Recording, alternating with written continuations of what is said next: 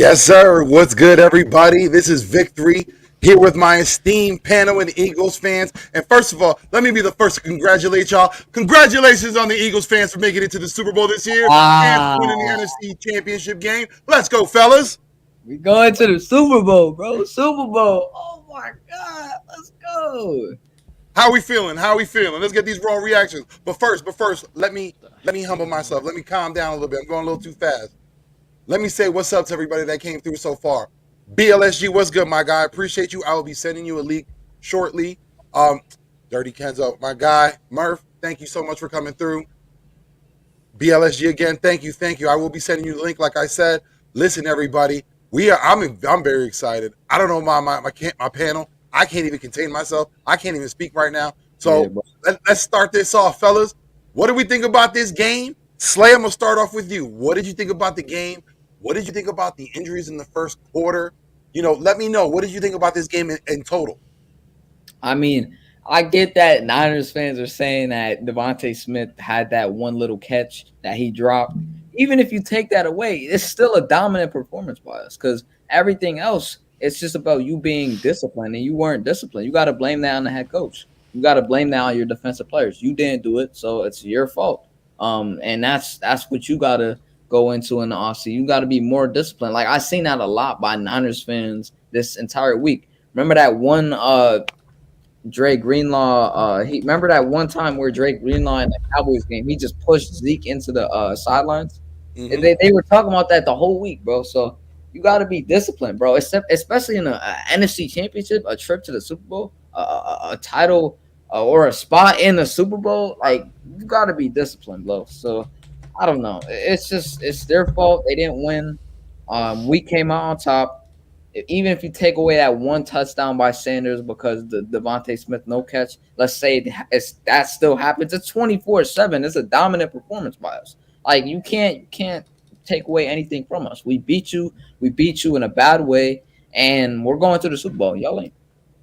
And you said it perfectly, man. A dominant performance from the get-go. Again, a lot of us, were apprehensive before this game. We gave San Francisco that respect. We weren't going to say that, it was going to be a blowout. Hell, I said it was going to be a really close game. It wasn't going to be high scoring. I was wrong, to my surprise. But, Sora, let me get your thoughts. What did you think of this game? Yeah, I mean injuries are obviously a part of the game. It sucks that Purdy went down, and then Johnson went down, and then you weren't able. Once you put Purdy back in, you really weren't able to do anything except maybe run the Wildcat with McCaffrey that they did the one time. You're looking at your fullback Kyle Juicy Juice, that's what I call him, as your fifth quarterback. So I mean that's part of the game, but at the end of the day, exactly what Manny said. How are you going to blame the injuries on the face masks that I think Greenlaw had, which gave us an extra automatic first down? How are you going to blame it on hitting our punter? How are you going to blame it on Trent Williams grabbing Kavon Wallace by the back of the neck and throwing him down on the ground? How are you going to blame it on Greenlaw punching the ball, like basically sucker punching the ball when the whistle's already blown dead, all the momentum has stopped, you're not letting that ball go? I mean, there's just a lot of penalties at the end of the day. I get you're frustrated because you're thinking, oh, this could have been a different game if such and such didn't happen. However, such and such did happen. That's just the way the cookie crumbles.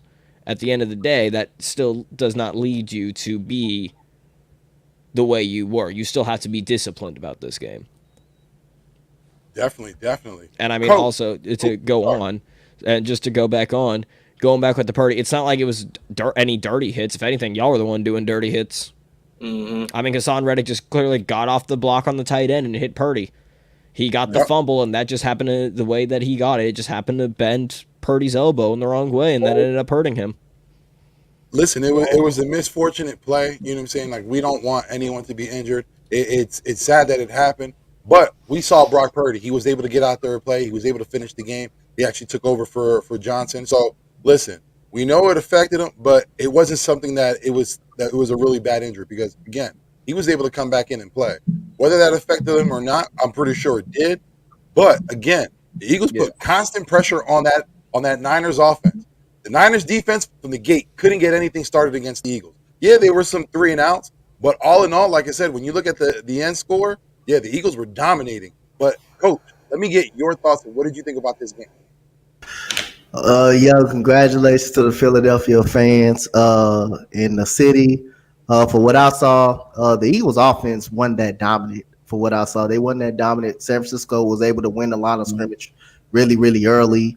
They were stopping the run at first. But it goes back to the defensive side of the ball. How much pressure they put on Josh Johnson and Brock Purdy. Brock Purdy, I mean, you can't control injuries. Injuries happens every day in any type of sport. It was just a block and missed assignment on the left side that allowed, Hassan Reddick to come in and and bend his arm the wrong way a little bit.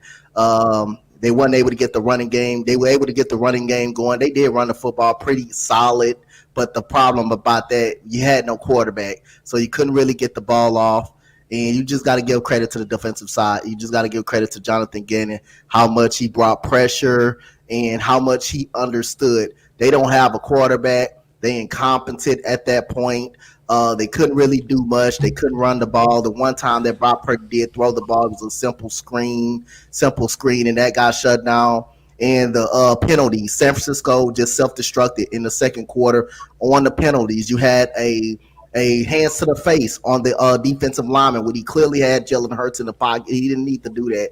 You had a face mask by Greenlaw. You had a illegal contact when Jalen Hurts was rolling out of the pocket to his left side. Something on Dallas got us, something that didn't need to happen.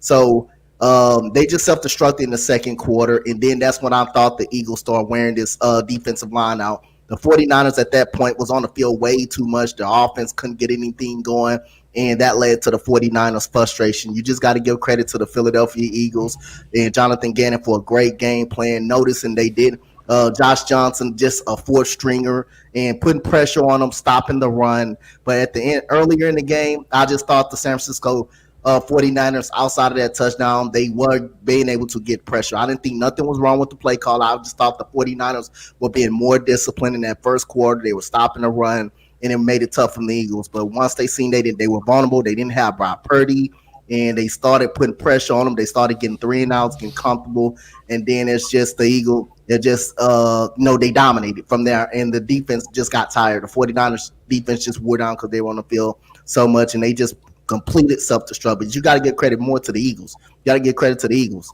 And, the 49ers just self-destructed. Mm-hmm. Yeah, they totally did. And, we all understand injuries were they took a hold because you had Brock Purdy, like you mentioned, and you had Nick Bosa getting nicked up, and you had Fred Warner getting nicked up, and you had Christian McCaffrey out there. He got banged up himself too. But at the end of the day, the Eagles continue to keep the pressure on the San Francisco offense. It didn't matter who was at quarterback. The constant was the pressure that they needed to create. And that was something we talked about. Lindy, you were on the show today on the big ticket earlier. We discussed keys, factors that needed to take place for this game in order for the Eagles to win. And you hit some of that on with the nail on the head. So let's go back to what you said on the big ticket earlier.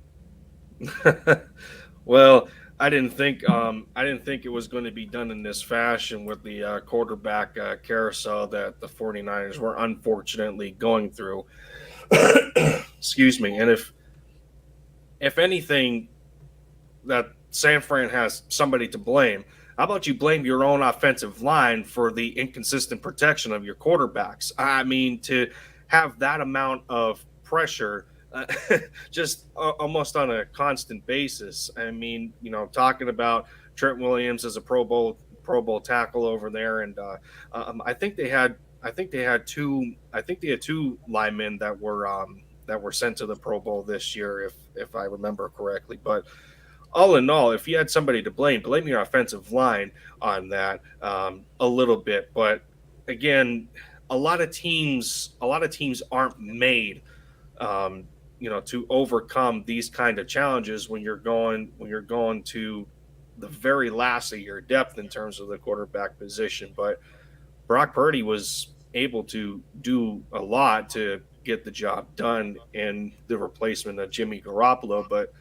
like I said on the big ticket, Brock Purdy, when he came in the regular season, only faced one top 10 defense, and he put 37 points on them. That was the Washington Commanders, but we know how inept that team is. That was the only top 10 defense he faced. The next one he faced was, of course, against the Dallas Cowboys, and they were only able to muster 19 points. And a lot of that was, Dak Prescott and company not learning from their own mistakes and just putting extra salt on the wound.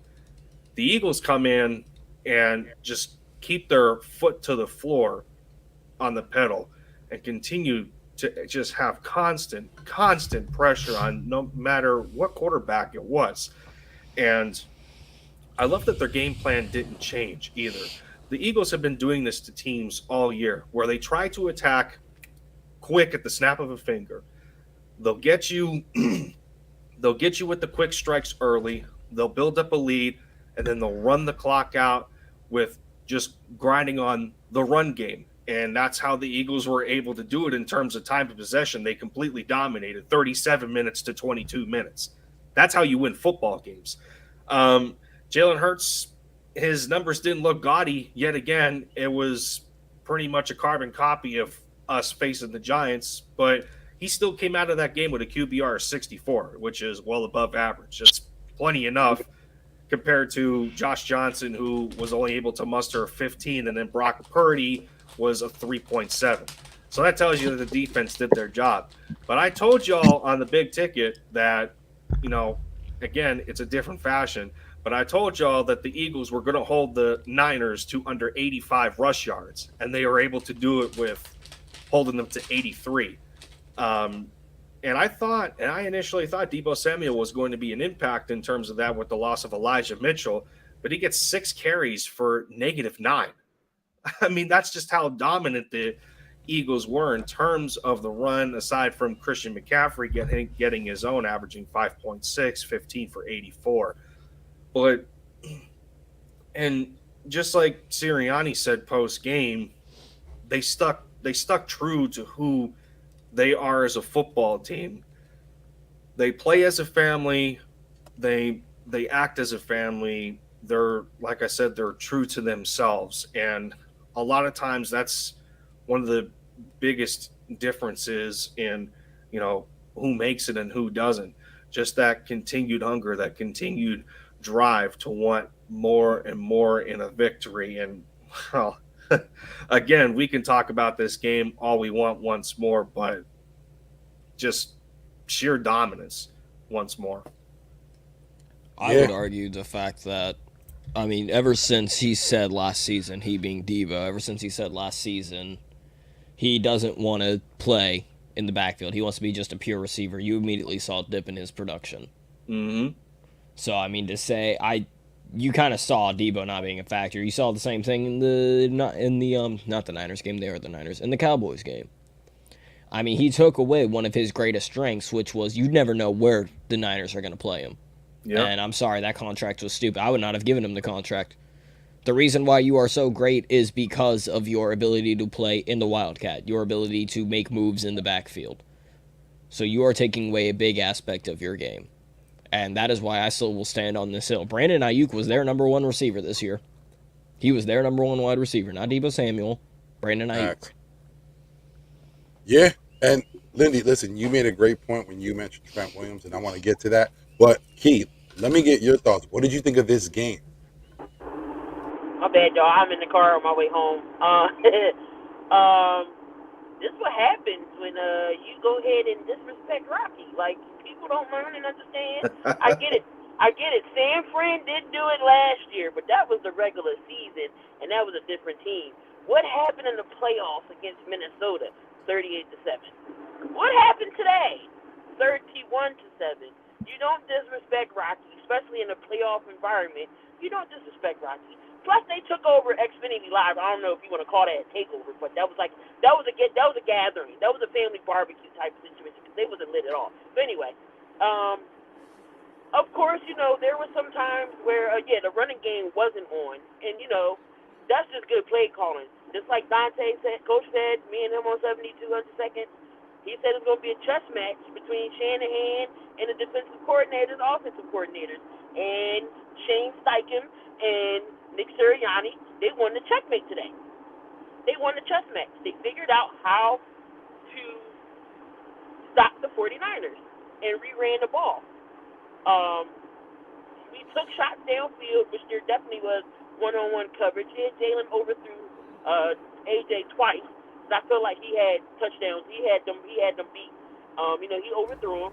Yes, he wasn't as dominant like Hurt himself, but he did run it in a touchdown. I feel like if the running game is working, keep pounding the rock. Take the pressure off of Hurt, him throwing. Time of possession is everything. 37 minutes, Lindy said. 37 minutes. That's half the game. So if you can control the time of possession in your way, I'm running. I don't care if I'm running all game long and we get 6 rushing touchdowns. That's a dominant production day for a team. So, I mean, next Super Bowl, hopefully we can air it out more. But if the running game is there again, keep pounding the rock. This is what we do. We are great at running the football. Look at our offensive line. It is game to run the ball. Whoever we put back there will succeed in this line. Gainwell has came to life in these last couple games. Gainwell has been on. Boston Scott, no matter who you put back there, we were going to succeed. And I'm in the wrong lane, and I'm about to be on 95, which I don't want to be. So I'm going to be passing Lincoln Financial Field. But it's little detour. It was a dominant day all around, defensive wise, offensively. Once we finally clicked, shout out to the coaching staff for getting the upper hand on Shanahan, knowing how creative he is, but also San Fran was undisciplined at all. 10 penalties, you can't win a game like that. They're not disciplined at all. Injuries are going to happen. It sucked that it did. Trust me, we don't risk no injuries on nobody. We want everybody perfectly healthy. But I don't want everybody to say, oh, Eagles shouldn't, be happy with this or shouldn't brag. Why? Why take the credit away? I will say fans have already gotten up the polls. The grease did not work. I'm sure. And like I said, the grease did not work. I'm about to be on 95, and I did not want to come this way. I was in the wrong way. I'm about to say, yeah, you might be in traffic a little while there, Key. So yeah, I'm going to be passing Lincoln Financial. If we're still on, I'll turn the camera around so y'all can see. But yeah, it's crazy already. I see cops already. Are you gonna try to climb the pole as well, or? Hell no! What I look like climbing the pole? I'm about to say, stay away from the horse poop. Stay away from the horse poop. But Key, you made a great point when you're talking about the running game, because early on in the first half, listen, there were times where you didn't see Miles Sanders, you didn't see any of the running backs being used, and you were just sitting back like wondering what the heck is going on. When are we going to implement the run game? And when it finally happened, Kenny Gainwell had a great game today. He had some key runs. But BLSG, let me get your thoughts. What did you think of tonight's game? First of all, real quick, what's going on, everybody? How about that Philadelphia Eagles win, man? We're going to the freaking Super Bowl, man. But honestly, my personal thoughts, overall, that was just pure dominance. That was a well-coached game. That was a well-played game today, Obviously, we didn't see Hurts get a passing touchdown today, which, it's all right because we didn't really need him to throw the ball that much because we had a phenomenal run game like you were mentioning earlier, Vic. We had Sanders going for a little bit. We had Gainwell going for a lot. We had Boston Scott in the mix a little bit. But overall, everyone did a very nice job today, despite the fact that Jalen Hurts obviously did not get a passing touchdown, like I said before. In the end, it is what it is. We do get a win, and we're heading to the Super Bowl. And at the end, and also the defense, they played their asses off today. Jonathan Gannon, I have to give that man credit. He might have just saved his time here in Philadelphia after that game and the last game as well over the Giants and this game against the 49ers. He might have just saved himself from being fired in Philly. He might have just saved himself. And Shane Steichen, there were a couple plays that were – Hang on. I don't think he was ever in risk of being fired. He was never about to get fired. He was already announced. Jonathan Gannon already said he might get fired. The only way Jonathan Gannon was leaving was with a different head coach. There is no way this man was about to get fired. Gannon said he's not getting fired. He just said that Gannon said he's not going anywhere. It was a post game interview on the field. Yeah. So more than likely, unless we lose Steichen, we're keeping everybody again. Fired. I can't. I ain't never seen bullshit like this before. I understand that there was there was a fired. lot of skepticism with that, and there was a lot of unpopular opinions with Jonathan Gannon all year. But at the end of the day, you have to love it when you see a defensive coordinator after a massive win like this, with the amount of adversity and scrutiny that he was getting in his own right. He goes on live TV and he was asked about whether with these head coaching interviews and everything. He says, good, bad, or indifferent, I'm staying in Philly. And you have to love, if you're the front office and everything, that's all going to depend. But from a fan's perspective, you have to love that a coordinator loves where he is, and that's most important to me. Yeah, definitely. Listen, I'll let you know right now, I was probably one of the biggest Jonathan Ganner's detractors that there were. I thought that he was the biggest unforeseen variable coming into this season. I didn't think that he would be able to perform better than what he did last season. I thought we were going to see a lot of the same. But I was pleasantly surprised, and I was totally wrong, because Jonathan Gannon, from the get-go, has been able to create a lot of pressure, and we've seen, I think 72 sacks on the year, and that's without. But I think it's some kind of amount, but again, and that's all without the blitz. So Jonathan Gannon has been calling his ass off when it comes to these games. Again, today, this was a masterpiece. He shut down the run game. This is something that we talked about before. We said when the Eagles played against Jonathan Taylor and when they played against King Henry, they were able to stop the run, and they were able to, keep McCaffrey down pretty good. All I gotta say is something's going down, because there are like 15 cop cars on the other side going somewhere. It is deep. Damn it! Well, we going to the Super Bowl. So I just looked at the stats for What up, McCaffrey. Yo, Stats Dante. for McCaffrey. Brother. I'm upset because I said he'd get under 75. He got 84. He got just 9 above 75. I'm a little upset. There went my bold prediction. Although he has 84 yards, for the most part, he was kept contained. He had one touchdown on the day, which, he going to get his, but he kept him contained for the most part when when you look at the grand total scheme of things. Yeah, Had they been able to get their offense off, it could have been much worse. Hold up. Actually, I was going to say that play, that was not Gannon's fault. When that's a player. That's players. Marcus Epps, yet again. Gannon doesn't control tackling. That's what I was saying yesterday. I mean, come on. Like Marcus, what are you doing? Either wrap him up or slow him down somehow. He just took. It's not that his angle was bad, but he had just poor tackling mechanics on that play. And then it was, I think, in the second half, C.J. Gardner-Johnson does it the right way, and McCaffrey goes absolutely nowhere. I mean, dude, did you not? Have you not learned at any point? First of all, Dante, I'll send you the link real quick. And I just did right now. I just did. Never mind then. In the running play, in his touchdown, it was Epps. He went for the low hit to try to trip him up, but McCaffrey jumped.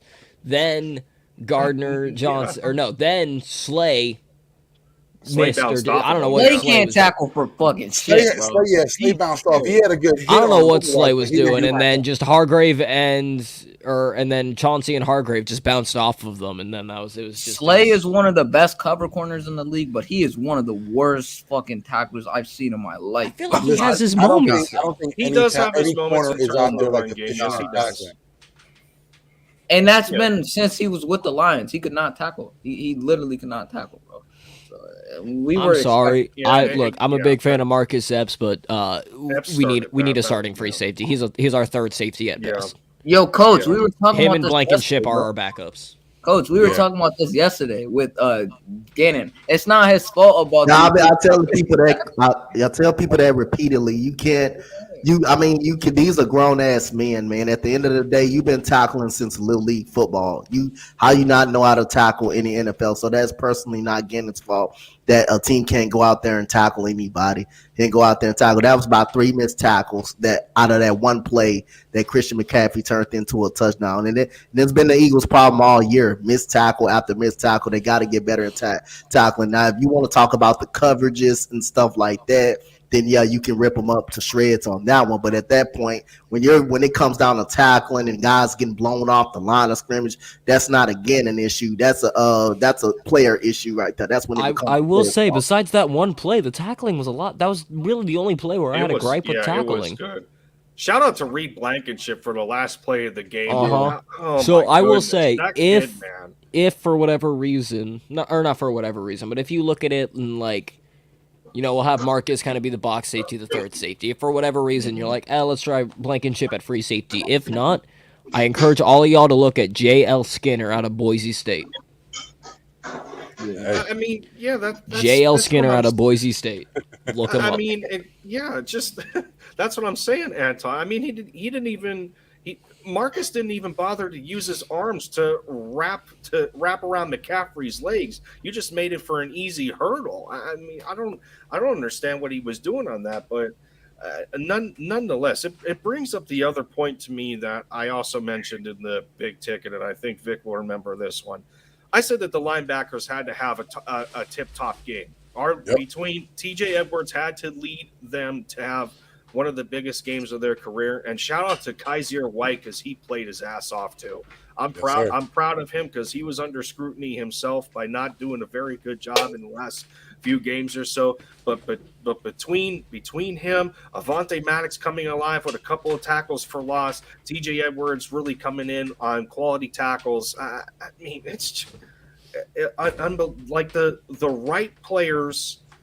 The right players needed to play good football at the right time, and for the Eagles, that's exactly what happened from a defensive perspective. That's what they did in a game where they didn't need their secondary as much, and it came down to that front seven. They did their job. Gentlemen, real quick, yeah. I'd like to avert your attention to the board. So clearly, I've got the game plan right here. See what happens if you fuck around. You gonna find out. Let's go. There it is. Hold on, let me move the mic out the way. Yeah, move the mic. If you fuck around, we'll slowly learn to find out. Am I making myself clear here? Any questions? No? Remember that'll be on the pop quiz. Class is dismissed. There it is. Let's go, Papa Store. It's been a while since he's brought the board out, man. Oh, what's good, Dante? What's good, Dante? Thank you for coming through. Dante. Yeah, too much what up? Yo, give me 1 second. Go ahead, handle yours. Hey, but one thing I want to talk about, because Linda, you did mention, that front seven. They frustrated this 49ers offensive line, specifically Trent Williams. And, I mentioned it before. Trent Williams, I think, is the second best tackle in the league behind Lane Johnson. And I think today Lane Johnson proved that he is the best tackle in the league. But in reference to Trent Williams, and we've seen this when he played with Washington. If he's getting handled, he's going to get frustrated really fast. And he always overreacts. We've seen it today with that fight. Overreacting. Why? Because he couldn't get his way. He was pounding and whining. That's one of the reasons. That's the one thing I think about Trent Williams. If you get him frustrated, it doesn't matter who you are as a defender. You're going to have a day. You're going to have a field day with him. You're going to get in his head, and he can't get out of the way of himself. You've seen it. He got kicked out of the game. But talk about how that Eagles defense was able to disrupt that offensive line. I'll start off with you, Lindy. I was like, who's starting? I got distracted by the chat because it was kind of funny. But no, you were talking about how well the Eagles were able to disrupt the offensive line for the Niners, and no, I mean, I think the game spoke for itself when Hassan Reddick was able to get at them very early, and that's one of the things that we alluded to on the big ticket is so long as our tackles were able to set a foundation for the edge guys to get after Brock Purdy, because that doesn't work if there's open lanes to work with in front, especially when it comes to the run game. But there was just a lot of unsung heroes that we weren't even paying attention to, and then it also alludes to the fact of how good our depth is. Ndamukong Suh comes in all year since joining the Eagles. He had 2 quarterback hurries the entire time. this game alone, he had 2. Came in at a perfect time. Jordan Davis did what he had to do. Fletcher Cox did what he had to do. You didn't hear their names called for wrong reasons. Brandon Graham was getting in there. Javon Hargrave was showing pressure, but it's almost the same way as our offensive line works. If your D line is on point, that's going to make everyone else's job easier because it goes back and forth between the D line and the secondary. Secondary's doing their job. It allows for the D line pin their ears back. Okay, let's get after the quarterback because he has nowhere to throw. And Hassan Reddick just sees that opportunity at numerous occasions. He got it done. Hate to see that kind of injury happen, but again, if San Fran's offensive line was better in their protections, that doesn't happen. But yeah, shout out to how they played consistently the whole game, for one, and 2, for Jonathan Gannon to not let any of that pressure up, because I was hoping for that going into halftime. But, dude, you still got 30 minutes of football left to play. This isn't a big enough lead. And I was thinking, wait a minute, okay. I had a feeling that Brock Purdy was going to come back in the second half at some point, but man, just All right. Absolutely. Nikki, let's not get carried away. Let's not get carried away just yet, bro. Look at Let's that. not go that Oh, far. yeah. Let's not Hey, get Nikki, carried away please, with ourselves. please don't do this. Please. Michael Parsons is much better. Say it ain't so. Don't even act like that's not. Don't even go there, bro. Let's not even do that. Like, Let's not do- we could be in the moment. I get that, but we also have senses, bro. We will come back to our senses. Hold on. Let's not Hey, throw all Vic, can I common do sense something out real the quick? window. Go ahead, because I was Hey, going to ask you actually, what did you think of the game and what you thought about the defense? First of all, Nikki.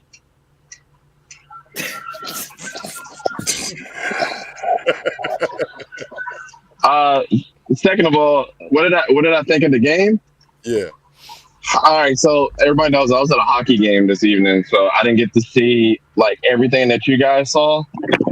Number one, let me just say, Hassan Reddick took a step up today for me. So I'll call a ball Clip a ball, a strike Clip right it. there. Yes, sir. We're at the 34-minute mark. Yeah, clip it. He Pause took your a video huge coming step soon. up. But here's the thing. This is my biggest takeaway. And this is me being a Jaguars fan looking from the outside in, because I know that's how y'all value my opinion about this whole thing. I think that this is the worst thing to happen to the Eagles. And here's why. Not only did you have to deal with some adversity with Nick Bosa being in and out of plays because of his injury, Fred Warner in and out of the game, dealing with a 4th-string quarterback. I think that you guys would have benefited from playing a full-strength team like the Cowboys more than the 49ers at this point, because of I don't want to say it's practice, but because of the game time that you would get with an actual roster that's fully healthy going into a Super Bowl. I would hate for the Eagles to let up on the gas because they didn't get to practice, not practice, but play against a team that's at full rep at this point in time. And with that being said, whoever comes out of this game between the Bengals and the Chiefs, they're going to give you their best ball. We all know that, right? And I mean, Joe Burrow can already deal with the pressure. He's done with it. He's been there a Super Bowl. Say what you want about it. He was the most sacked quarterback in the history of the postseason. But I think that's the one thing that is like the biggest takeaway for me is I think the practice that, the game time and the practice they would have got against a fully or a semi-fully healthy team would have benefited them more than playing the 49ers with people that were in and out of the game injured. I hope that makes sense, for everybody, but that's just my biggest takeaway. Like, I'd rather get a victory with somebody knowing that I had to deal with their best weapons up to this point all game long. But I'm not taking anything away from the loss. I just don't want Eagles fans and people that saw this game to come into the fact that the next couple of weeks the Eagles need to practice. They're going against a fully healthy team. So, can we make the same excuse? I'm not saying you are, but can we make the same excuse for us with having Jalen Hurts and Lane Johnson not fully healthy. Like literally, Hurts said going into this game, he's still not fully healthy. So we can make the same excuses, right? Did they play the full game though? He it looks like he's playing a full healthy game, but he still says he's not fully healthy. So I'm not talking about that. But Slay, I'm not talking about that. If you think, and this is just from me playing football at one point, and Vic knows this. If you think by, this point in time that everybody's healthy, and somewhat everybody's playing on 80, 85, 90% right now. That the games have taken a toll on that. I'm talking about did Jalen Hurts play a full game? Did Lane Johnson play a full game? They did. Yes, they both did. Nick Bosa. Oh, did Bosa and Warner. Bosa and Warner didn't play a full game. Nah, they got hurt in between the seconds. They played till the end. They played till the end, bro. They fought that thing through, bro. So I'm not knocking what the Eagles did, but I just hope you guys understand. Like, I think that's the bad knock on this game is I know that you guys would have rather played a fully healthy Niners team with all their starters playing a full 4 quarters than not. That's all I'm saying is like. That's what the Chiefs and Bengals are doing right now. Most of their weapons are there and they're playing. Either way, it doesn't matter because even if we go to the Super Bowl, we're gonna face one of these 2 good quarterbacks, and if we beat them, you can't say shit. You literally can't say nothing. Those are the 2 top quarterbacks in football. It's like you're misconstruing what I'm saying. I don't care what happens next. I'm saying, are they going to be as prepared going into the Super Bowl? Coming off a win against a 75% healthy team that they were playing against. That's what I'm saying. I don't think they're going to care about that, though. Well, hold on. In reference to that, I think specifically with this team, this only plays with what the schedule gives them. Who they're going against in front of whoever's in front of them. Yeah. Whether there's injuries that happen throughout the games or not, that doesn't matter because guess what? It's not an individual, sport. It's a team sport. Whether Fred Warner was on the field the whole time or not, guess what? He had a backup. And he had another guy behind him. So San Francisco as the team, they didn't get it done. Whether it was because of injuries or not, the fact of the matter is San Francisco wasn't able to get it done. Now, in reference to the Eagles, should have played someone tougher? No, because again, you don't look a gift horse in the mouth. You play again whoever's in front of you. The Eagles did what they were supposed to do. They dominated. Whether it's through injury, whatever you say it was, the Eagles did what they were supposed to do. They dominated that defensive line. Listen, there was 84 yards gained by McCaffrey, but he wasn't really that much of a factor compared to when you look at everything in the grand scheme of things. The quarterback, I understand early in the game because of what defense getting on and getting home. So the Eagles did what they were supposed to do. Because of that, were there injuries that took place because of that? Yeah, that was an effect of the game and because of what they did. I understand. No, go ahead. Coach. Oh, my bad. I was gonna say I understand. Like they were hurt going into the game, but the problem is they played on the field. They played. They were good enough to go through it. Jalen Hurts had a shoulder injury, and he was good enough to go through it. Now, had the Eagles would have lost that game, would have been. I would have still say the same thing. I don't like if you're injured, if you're hurt, if you're injured, you're still good enough to go. You're still good enough to play. So I can't buy that the Eagles probably won't be ready by the Super Bowl because they came into the game hurt. The fact is, these are NFL football players. If they feel like they can play, they're going to go in and still play. And the Eagles just was the better team today. I just got to give them credit. 49ers, yes, they came in injured, but they all still played on the field. They were just not. The Eagles just took them out of the game. The Eagles just took them out of the game. It happens. The quarterback got knocked up out of the game. The Eagles not in control of the quarterback getting hit. They're not in control of Josh Johnson catching a concussion. Just the defensive line dominated. The defensive line dominated. I understand they weren't healthy.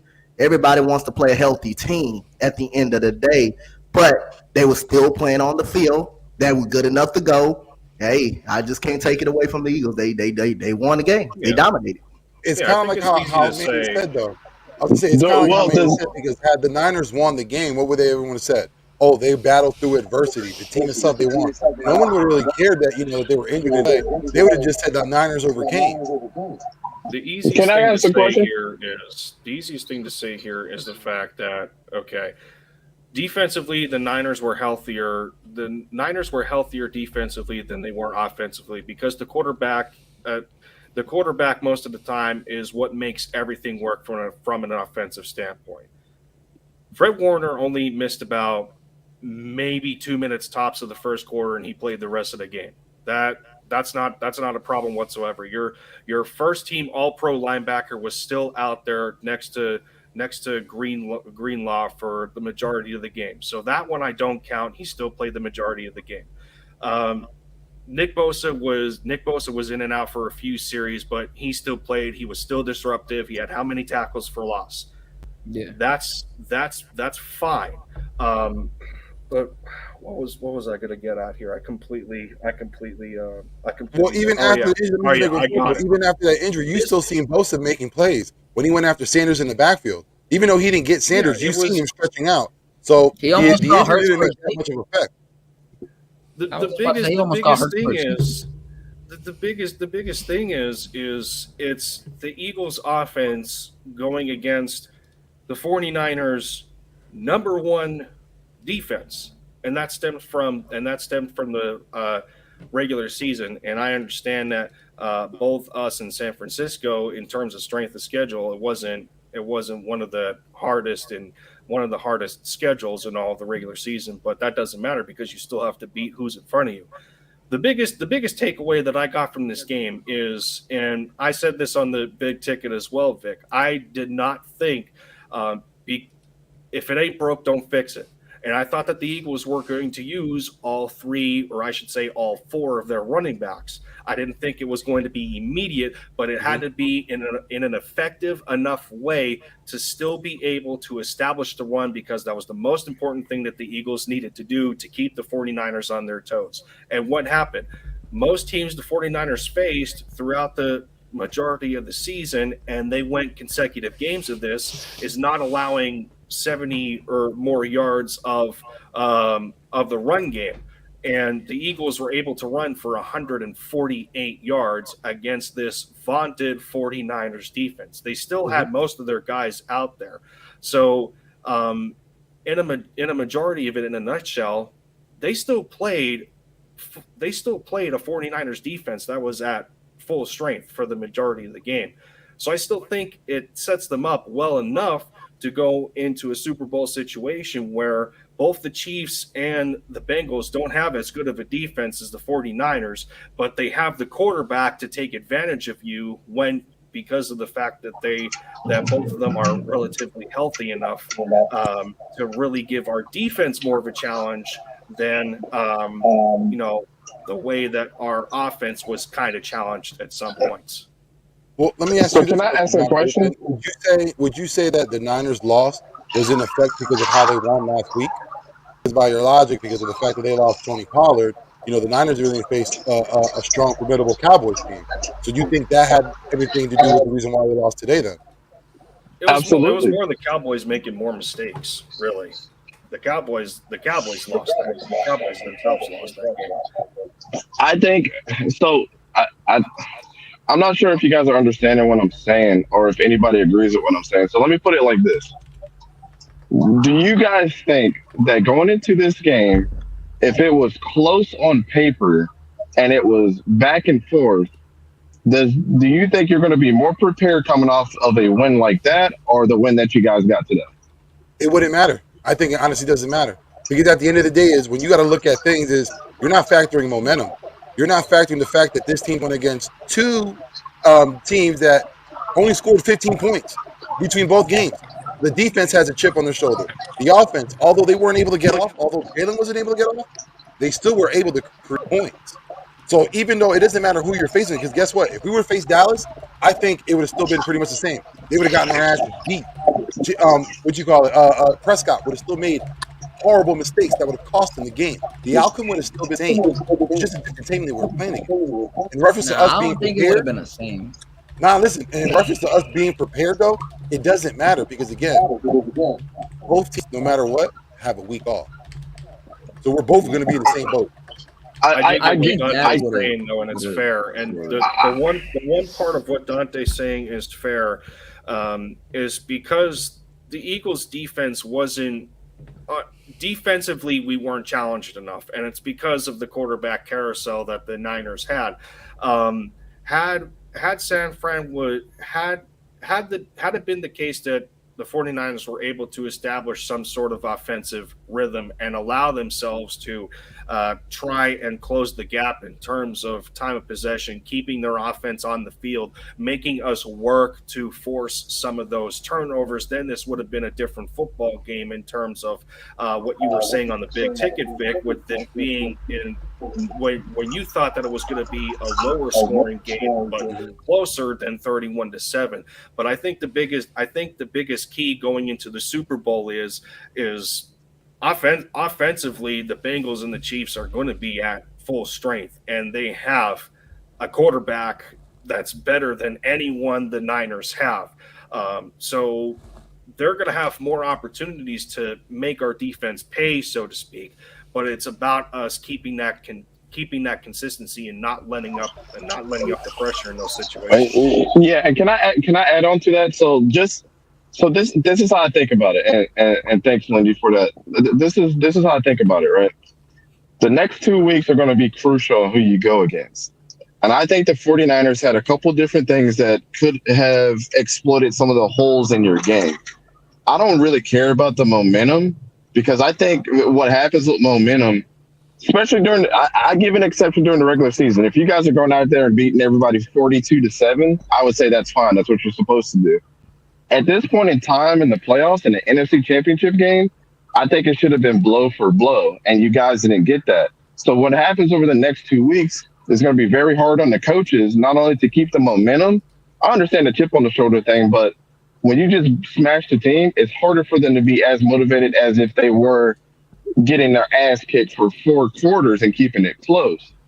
They could coach to that and make those adjustments there. It's like this. Perfect analogy.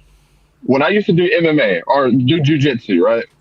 All right, I knew one form of jiu-jitsu, and I'm going in there and I'm submitting people with the same move every single time, beating everybody's ass, until a guy that comes in and he's like, oh, man, I know rubber guard. Oh, I can put you in an armbar. I can do this, and I never experienced that before. And then I still win somehow because I was still a little bit better than the guy.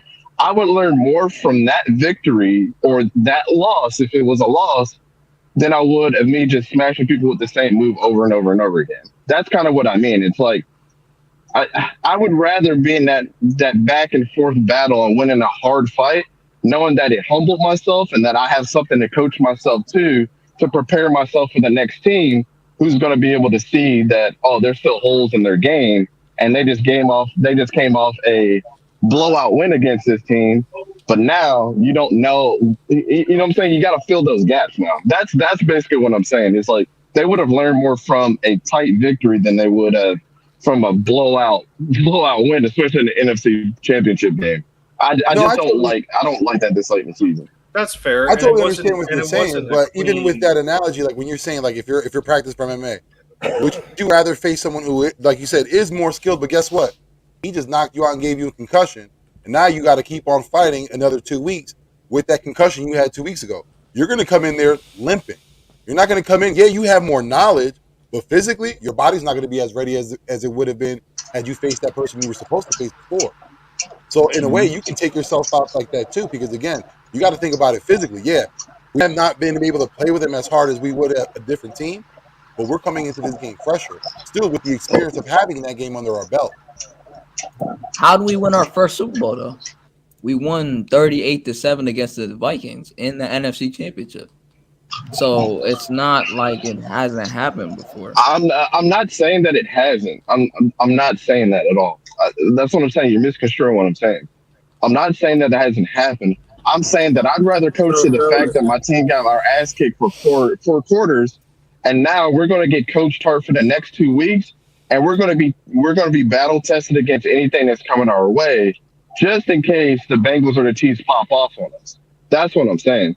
Then going into this week, going like, oh, we're the shit. We just beat a team 31-7 today. We kicked their ass. That's harder to keep the momentum during that than it is to be like, oh, okay, we got more of a chip on our shoulder because this team kept it close, and now we think that this next team is going to start preparing for us to have holes in our game, but we're already ahead of the curve because we're going to address it ourselves. You're leaving a big void out of it. What were we going to learn out of Dallas? What were we going to learn from Dallas, an opponent we already faced times, compared to holes that were shown when we played against the Niners? They exposed us in some ways. So because of that, now we can learn how to cover that up. Compared to playing against Dallas, we're a familiar opponent. We already know too much about them. We're not going to learn anything new from them. And we're not going to learn anything new going forward by playing them. But playing against the Niners, we do. Yo, random. Let me address Random Anton's analogy. That you're proving my point, sir. If you go into an MMA fight and you only learn one style versus going against somebody that knows 5 different styles and has mastered all of them, you're going to get your ass kicked. That's what I'm saying. Like you've been winning with the same style over and over and over and over and over. It doesn't work like that. That's what I'm saying. Not the fact that it can't happen, but if somebody's flash knocking out somebody in the first round of every single match that they've had and they've never gone deep into their game, they're going to get their ass busted. That's what I'm saying. Not the fact that it hasn't happened before. That's not what I'm saying. I'm just saying I'd rather have the preparation of knowing that we got our ass kicked and we don't want to get our ass kicked in the Super Bowl. And we're going to be firing all cylinders. It's a lot easier to coach that and get your team fired up on that than being going into the next game a little cocky because you just beat the shit out of the best defense. That's all I'm saying. Yeah, I got you. And to Dante's point here, I think this is what he's getting at, and I understand. In all reality, as excited as we all are, this was a sloppy blowout. It was, if we're being honest. The Eagles this game had the second least amount of total yards since they faced the Dallas Cowboys in Week 6, and that was against their backup. The second time they faced Dallas, they got them at full strength with Dak Prescott, and their defense got 40 points dumped on them, although they had 442 yards of total offense. This is where a lot of the similarities come into play here.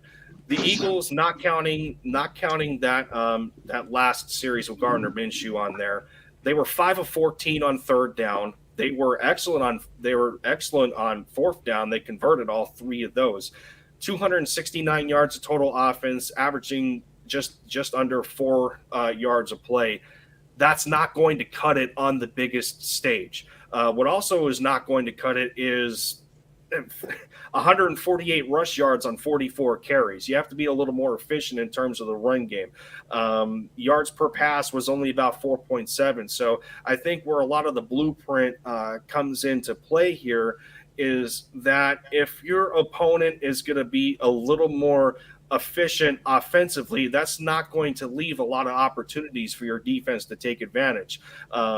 Three turnovers came off of fumbles. The Eagles were 4 of 6 in the red zone because of those fumble opportunities that the defense brought us, and they did not allow the 49ers to get in the red zone in the first place.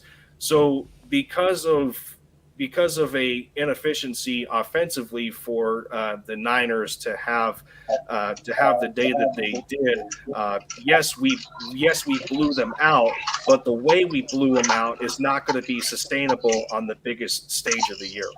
Yeah. So just to close it out, sorry, I didn't mean to take this over, Vic. I was just trying to explain my analogy behind this, like as an outsider. Random Anton and everybody that doesn't understand, basically what I'm saying, and this is true in life, and you can't dispute it because it's just fact.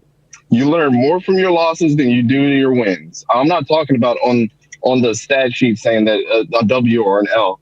I'm saying if you guys would have lost the battle in the trenches, wouldn't have been good in the passing game, but still won the game, you would have learned more from that and been more prepared for that going into the next week than you would have, kicking the 49ers ass today. That's basically all I'm saying. You learn more from your losses than you do your wins. That's a proven fact. Yeah, I agree. Shay, you've been quiet for a little bit.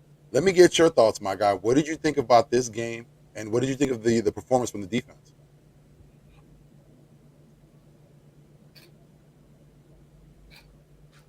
If his connection's good enough. Oh, my boy on the road. All right. We'll move on to the next one. I'm sorry, Shay. When you come back in, just let me know. But listen. Let's talk about, the possible opponent that we could be facing right now. I don't know what the score is right now because I can't see what's going on. So who's up at 13? It's 13 all. Ooh, 13. Bengals are coming back. 13 all, 6:08 left in the third. So let me ask you, how is Patrick Mahomes playing? He's playing okay. I don't think he's playing great. He's playing okay. He's doing his job. Doing all right. Do you see any changes with the Chiefs? Nah, they're playing how they usually play. Mahomes is having a better game than Burrow right now. Yeah. Dude's 18 of 26 for 212, averaging 8.2 an attempt.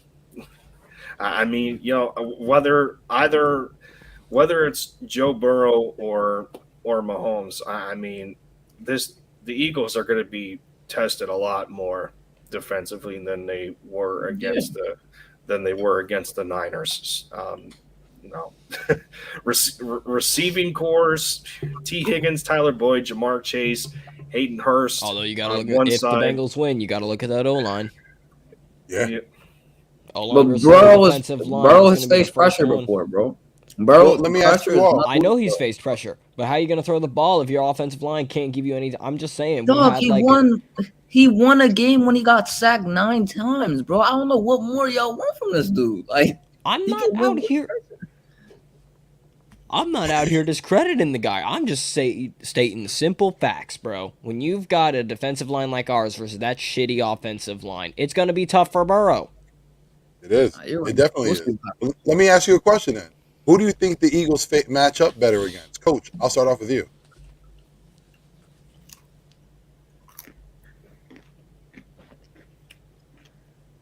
Who was the question for? Now I was saying, who do you think that the Eagles will match up better against? The Bengals or the Chiefs? I think, to be honest, they match up better versus the Chiefs. I think, as far as Patrick Mahomes, so he's great himself, but I think the tougher matchup will be the Bengals because they got so many weapons you got to account for. For the Chiefs, you take out Travis Kelce. You find someone to take away Travis Kelce, and I believe the Eagles got the corners to play man-to-man defense against Valdez-Scantling. They got the cornerback to play man-to-man against Juju Smith-Schuster, who's gotten better because of Patrick Mahomes is able to get him the football. So I believe the better matchup will be the Kansas City Chiefs. The tougher matchup will be the Bengals because they prevent so much. Then you got on top of that, you have to worry about the running back, Joe Mixon and P-Rod. You have to worry about that combination. That's too many weapons to account for. And those are enough weapons to definitely win some one-on-one battles against Bradbury and Jamar Chase. And you got Tyler Boyd to have to account for. And you got Hayden Hurst as a tight end on the other hand. Travis Kelce and maybe Isaiah Pacheco on the other hand. And you got Jerry McKinney, who's an underrated pass catcher up out of the backfield. So I would say the better matchup will be the Kansas City Chiefs. And the defense is not even all that good against Kansas City. I believe the Eagles' offense is good enough to spread the football around against that Kansas City Chiefs defense as well. So I believe the better matchup is the Kansas City Chiefs. But only thing about it, you want to see what the Eagles can do against a very, very great quarterback, no matter who it is. But I believe the better matchup is the Chiefs. And a tougher Reddick is a good player. Reddick is a really good football player, but I'm telling you, bro. Once we get into the Super Bowl and we go up against a guy like Mahomes, and he misses one bad sack, bro, you know what they're gonna say, dog. I'm telling you, bro. Once Mahomes does some Houdini shit, bro, they're gonna be on his head, bro. Hey, all that 16.5 sacks he had in the regular season won't matter at that point. So Burrow has already been in the chat real fast. If the Eagles lose, will the season be considered a success? I'm gonna say no. We all know from when we figured out that we have a good team in place that we can go far. We knew that there was one goal in mind, and that was to win a Super Bowl. So anything else other than that, no, would not be a success, because then you have to take a look at what's going to happen next season. Yeah, the decisions that have to be made. You only have a small window. If that window closes, listen, it's done. So yeah, this is the time that we have to win it, and we have to win it now. But let me keep on going, Sora. I'll ask you that question I asked earlier. Who do you think is the better matchup for the Eagles? Again, I'm going to still say the Bengals. I think we're better on both lines than they are. Our offensive line is better than theirs, and our defensive line is better than theirs. I don't think they're going to be able to make much pressure, and I think we're going to be able to pressure Burrow a lot. Yes, they have really great weapons, but our corners are also really great. I know people are going to say Jamar Chase, but I mean, you kind of saw, or you've seen us take down the likes of guys who are similar to Jamar Chase, Deebo Samuel, Justin Jefferson. We've seen these guys. Yes, you've got T. Higgins, and you want to talk about corners being able to stop.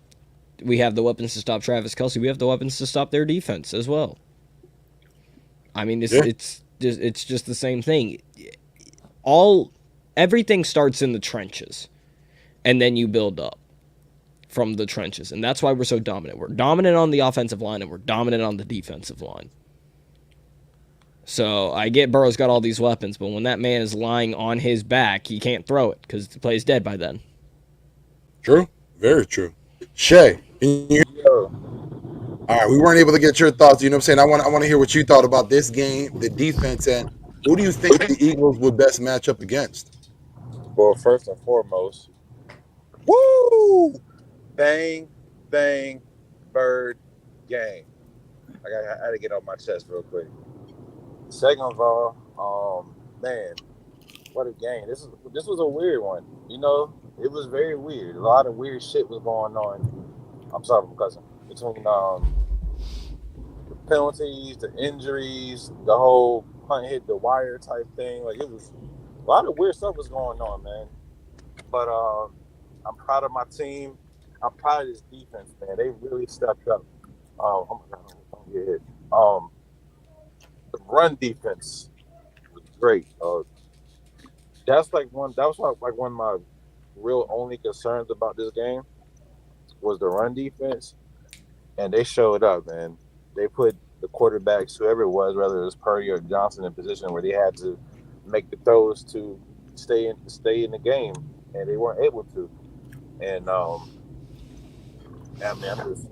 mean, I'm happy all around, man. Like, there's things we can critique and talk about and say that we can do better in the Super Bowl and all of that, because of course we got to play better, particularly on offensive end, we got to play better.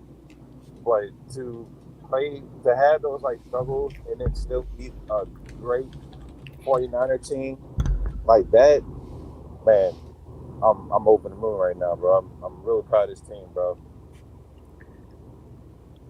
Yeah. What do you think about the matchup? Who do you think matches up best against the Eagles? Honestly, I'm probably going to say the Chiefs for the same reasons I think dude just alluded to before. The Chiefs are better in the trenches between the Chiefs and the Bengals. The Bengals, that offensive line, that's not a good matchup for what we bring on pressure. It's just not. We've seen that team. We've seen Joe Burrow. Instances where the offensive line was overmatched by different pass rushes, and it hurt them. Like we literally used the same formula this year to get back here the way we did back when we won it back in 2017. Dominance on both ends of the trenches, and the Bengals probably lack that out of the two teams left in the AFC. So I think that's a better matchup. I know Joe Burrow is a cold. Jamar Chase, T. Higgins, Tyler Boyd, they're cold. Joe Mixon is cold. But if you can't win in the trenches, all that don't mean anything. And we saw touchdown Kansas City. Say that again? Yeah. Touchdown Kansas City? Kansas City touchdown? Mm-hmm. Yep.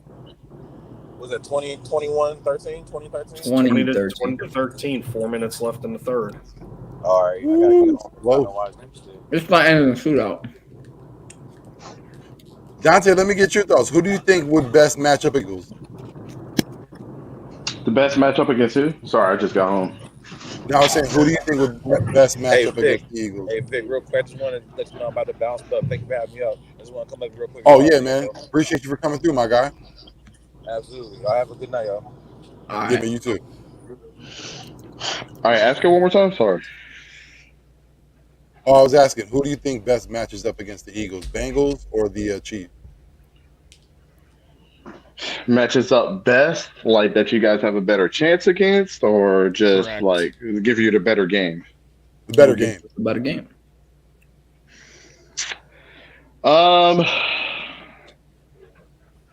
Probably the Chiefs. Here's why: better defense, first of all.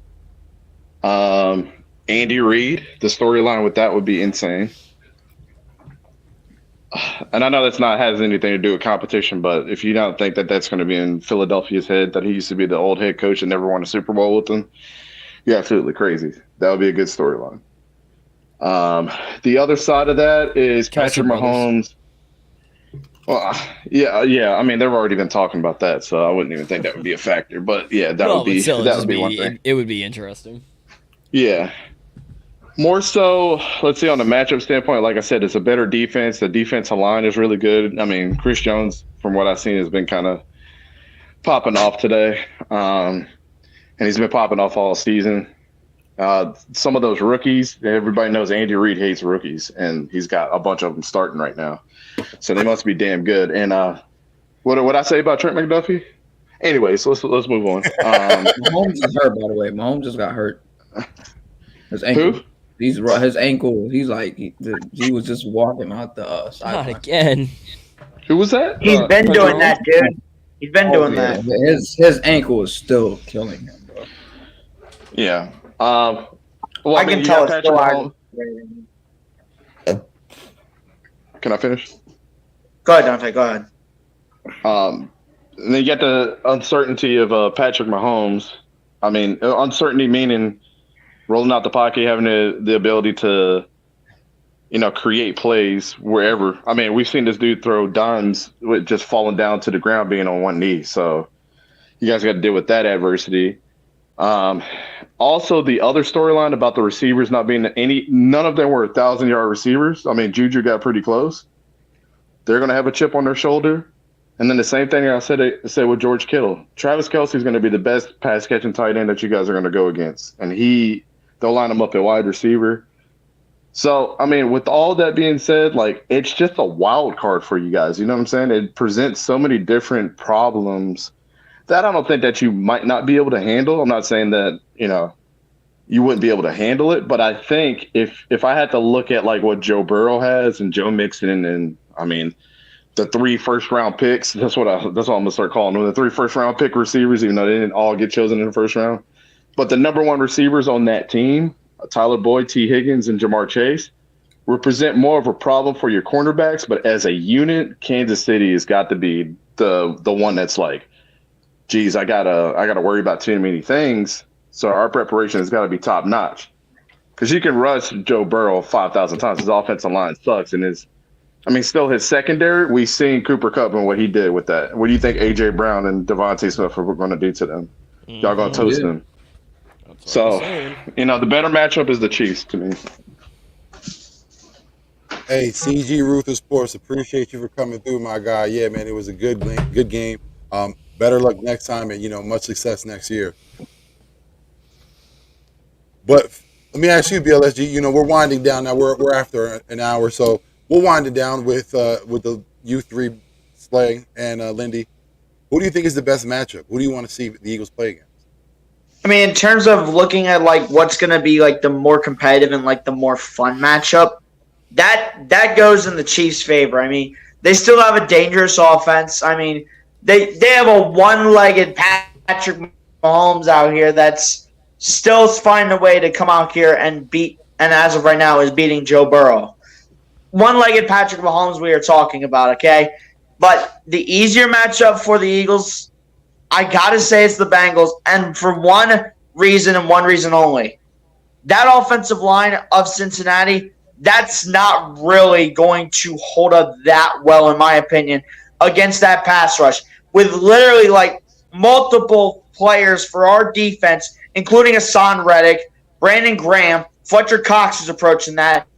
I think Javon Hargrave might have surpassed that. I'm not sure if he did or not. But at the end of the day, you're going up against all of that. All of that is coming at your offensive line. And if you're not protecting Joe Burrow, he's going to be demolished by the end of that game if the Bengals do end up beating Kansas City. But the more competitive and more fun game is definitely against the Chiefs, but the easier matchup is against the Bengals. Can I ask you a question, BLSG, now that you said that? Just as a rebuttal real quick. Joe Burrow already said pass rush. He said pass rush and sacks are the most overrated thing. He still ended up in the Super Bowl last year. So you think that's going to phase him? I'm just asking a question. I mean, considering that they're the most overrated, is just about how much that offensive line is going to hold up. Because their best offensive lineman right now, I do believe it's like Ted Karras or whatever the heck his name is. That's like their best offensive lineman right now. So if that O-line is going to hold up Joe Burrow, they probably need to play the game of their lives against that defensive line, including Hassan Reddick when he's coming up to pressure Joey B and Joe Mixon and Samaje Perine. All right then, Slay. Let me get your thoughts. Who do you think that would be a better matchup for the Eagles? The better matchup, the Yeah. Chiefs. I mean, the better team to me is the Bengals. I just feel like the Chiefs. The way you beat them is, what did the Bucks do to them 2 years ago in 2020? What did they do to them to win that Super Bowl? They kept Mahomes in the pocket, and whenever he escaped, you didn't see a lot of things happening because, obviously the receivers were dropping the football, and he still made some plays work, but you kept them in the pocket, and you didn't let anything get beat over the top. With the Bengals, all they have to do is go quick pass and run the football, just chew the clock down. And that's already been proven this year when we played the Commanders. They did the same thing. They did quick pass, long ball, run the football, and just keep winding the game down second by second. That's literally what the Bengals could do. That's a replica. Like, they could do the same thing if they wanted to. Like, I think the Chiefs is an easier opponent. I feel like with Mahomes not being able to, use, his legs a lot more, like a fully healthy Mahomes would, is going to be a big factor to this, win that we could have against them if we, met them in the Super Bowl. But I feel like the Bengals, they can go off of like the tape against the Commanders and just do the same things. I mean, not like every literal same thing that the Commanders did, but, take down some notes. What did they do? They went quick pass. If they got the deep ball, they found that, and then they just chewed the clock down by running the football. That's what they're going to do to you. And Burrow can escape the pocket too. Yeah, and one thing about Burrow, I know it was mentioned before, he was sacked 9 times and still won the game. A lot of people don't remember how that game played out because it was only won by a field goal. He won that by the skin of his teeth. So although, he did win the game, it was an extremely close game that McPherson ended up winning for them. Yeah. So, the Eagles can create pressure like that and not allow, the Bengals offense to score. Yeah, it is a wrap. Again, that's common sense. Team what do we can't love to do, though? We love to go soft coverage, though. We love to go soft coverage, and we play a team like the Bengals and let Chase get 5 yards in space. He's taking it 10 yards every single time, bro. I'm sorry. Yeah. Like, I think they're a much harder, out than the Chiefs. I feel like if you contain Mahomes in the pocket and not let him escape the pocket as much and, be more diverse quarterback as he is, it's going to be a lot harder for him to do a lot, like, things outside the pocket when he's not, in his groove and whatnot. But with the Bengals, they could just go off the replica of the Washington game. Just run the ball. If you have a deep ball, attack it. You probably going to win 1-9 ball with Chase on Bradbury or Slay. It's going to happen once at least. Higgins is going to get a couple catches. Boyd is going to beat you in the middle here and there. Hurst is going to get a couple catches. Like, just follow that formula, and you might win the game. Like, just chew the clock down against us. That's a nice way to win the game. Hey, it's worked for New England for how long now? So, that is a great way to win the game. Lindy, let me get your thoughts. Who do you think would be the best opponent for the Eagles to face? The best opponent for me, and I'm kind of riding on the heavy favorite right now, but to me it is the Chiefs. And obviously aside from Patrick Mahomes, and Andy Reid just has such a colorful history for these type of moments that this isn't, these kind of stages don't phase him when it comes to coaching. And granted, on the other side of things for the Bengals, and his name is escaping me right now, but Cincinnati's head coach, it's not to take anything away from him because he's already seen the moment in his own right. Talking about Zach Taylor. Zach Taylor, yes, thank you. But that type of experience goes a long way when you're commanding a football team like that, especially when you have Patrick Mahomes at the forefront of everything. But this team, the Chiefs can still got to me. I think between both Kansas City and Cincinnati, our secondary is capable enough in handling their receivers. You just have a different package between the two of them. Whereas when you look on the Chiefs side of things, they have a little bit of everything that can hurt you in different ways. Instead of just drawing a circle for the Bengals as okay, T. Higgins, Tyler Boyd, Jamar Chase. While they're excellent in their own right, I think there's just an overall lack of versatility in what they bring to the table. When Kansas City has a Travis Kelce, they have Valdez Scantling that's got over 115 yards on 6 receptions right now. I don't know. Cincinnati can't seem to contain him. We just talked about Pacheco a little bit. Jerick McKinnon, Miko Hardman is still there. They just picked up Kadarius Toney from the Giants, Smith-Schuster. So they have a lot of versatility over there to hurt you in multiple ways. But there's one thing that's going to be their Achilles heel to me that the Eagles can really exploit from a defensive standpoint for how aggressive we are, and that Kansas City can absolutely not run the football. They absolutely can't. So long as our secondary is able to contain most of their pass catchers from that standpoint, and you allow the front seven to get their work done, aside from Travis Kelce being an absolute menace.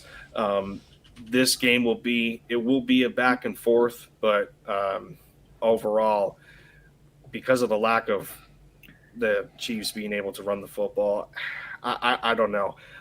But yeah, that's if I can nutshell it, that's the best. That's the best I can do for this moment, because we don't have a clear winner yet. It's still a one-score game between both teams, but yeah, I still take Kansas City in this one.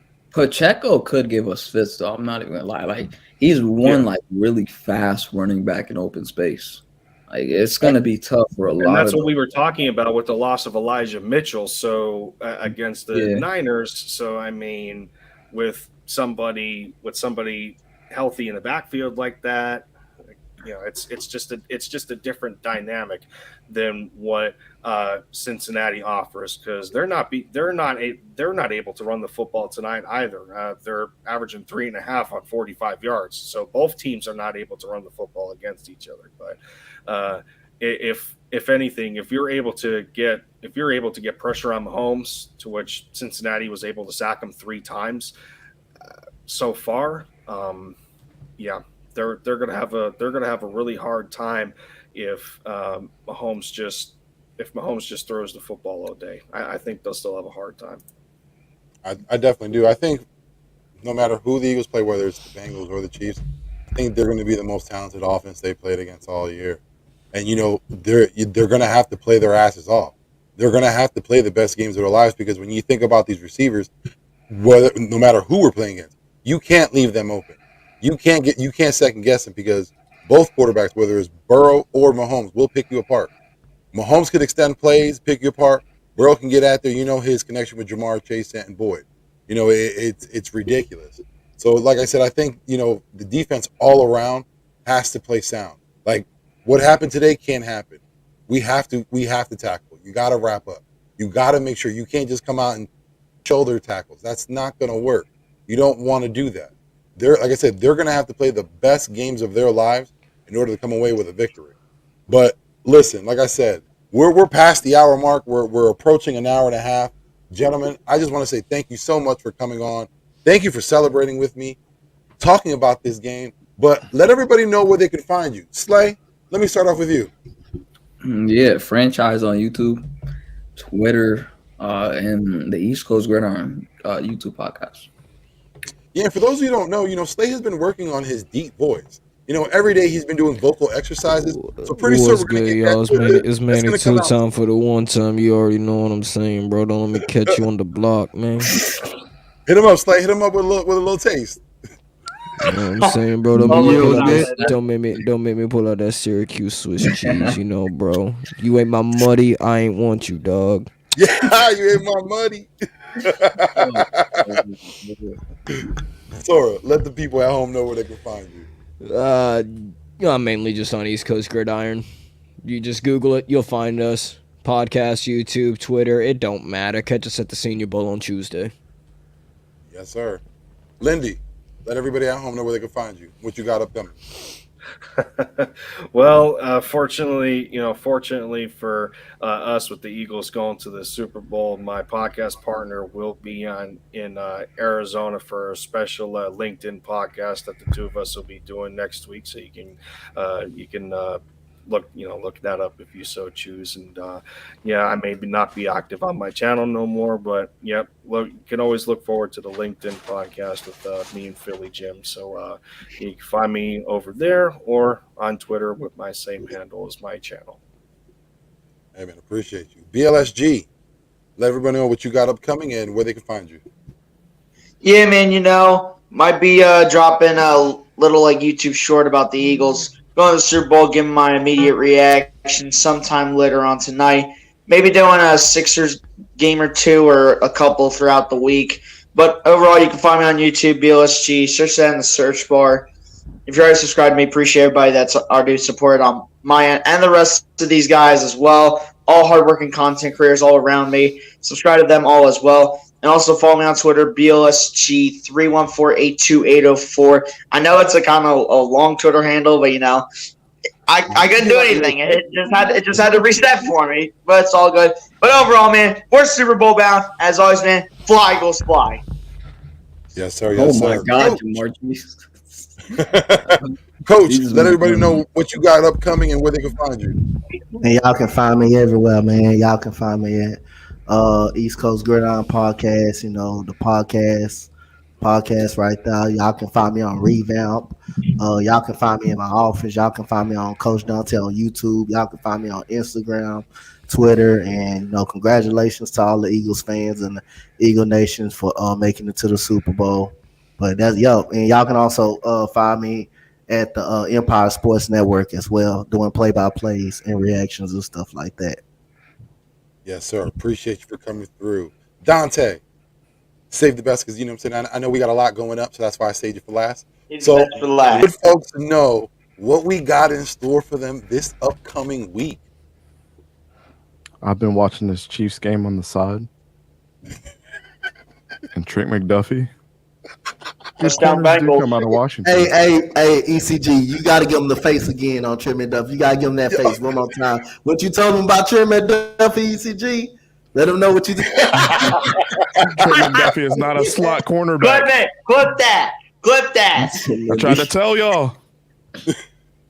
Nah, all fun and games, man. Google us, East Coast Gridiron. Touchdown Bengals, brother. I love everybody that's been supporting us. I love all the love that we've been getting over the past year. I couldn't do this without a lot of these guys up here. Actually, everybody up here has either came on the channel, we've done something together. So I attribute a lot of the love that we've been getting, not only from your guys' audiences, but everybody that's been brand new, from any shorts, any videos that we've done. I try to work super duper hard, just like everybody else. I'm no different. I like almost overslept at work the other day because I was up one night just editing stuff. But cool announcement. If like Source said, we're going to be at the Senior Bowl next week. I absolutely cannot wait as my Alexa goes off in the back. We're going to give coverage all the way from down there live. Is it picking it up? No, I was talking about she who shall not be named. Was like, I'm afraid I didn't quite catch that. Please repeat. No.